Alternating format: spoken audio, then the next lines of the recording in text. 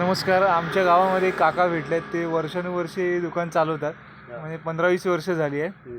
तर रोज सकाळी इथे साफसफाई करतात आजूबाजूला.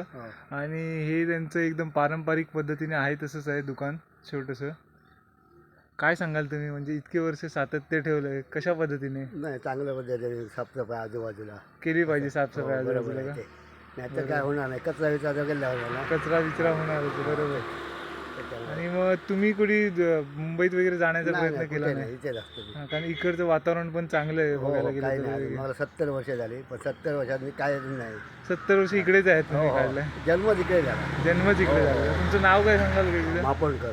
मापणकर का? वेतोरे. वेतोरे का? हां.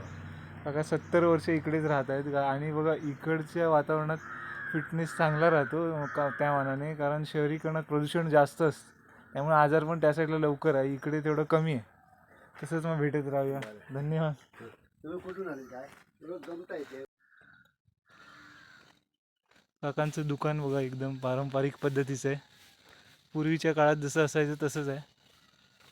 आणि 70 वर्ष इकडे काढली आहेत त्यांनी. जेव्हा कोकण आपलंच असा.